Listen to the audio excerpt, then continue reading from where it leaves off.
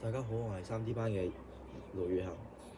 今日啦，我要分享一個名篇佳作學寫作入邊大自然部分嘅兩篇主題相近嘅文章啦。咁一篇呢，就係嚟自朱自清嘅《荷塘月色》，咁另一篇呢，就係嚟自巴金嘅《海上療摘出》。咁首先啦，兩篇文章都圍繞住自然嘅景觀啦，但係描寫手法呢，就各有不同。《荷塘月色》呢，就係以靜態描寫為主，就運用一啲比喻，好似葉子出水很高，像亭亭的舞女的裙，就將呢個荷葉嘅姿態寫得好生動立體啦。咁而海上日出呢，即係以動態描寫見長啦。咁就透過太陽像負重擔，縱荷似地一步一步慢慢地努力上升啦。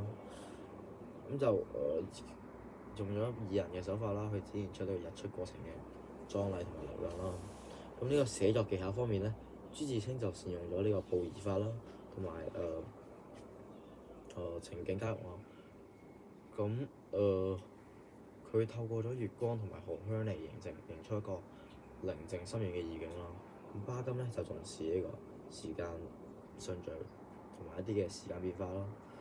咁就從一個微天微光嘅時間去到日出，咁層次分明，咁畫面感都比較強烈嘅。呢兩篇文咧都令到我知道寫景唔單止只要描述外表啦，更加要好明顯咁捉到呢個景物嘅神韻同埋情感啦。咁我都學到啦，寫作時可以用多啲比較比喻啊、擬人啊，同埋描寫嘅順序同節奏啦。咁最後啦，咁呢兩篇文咧亦都教識我點樣去觀察更加細緻同埋情感投入啦，將平時嘅景物去帶入大家嘅心境入邊啦。多謝大家。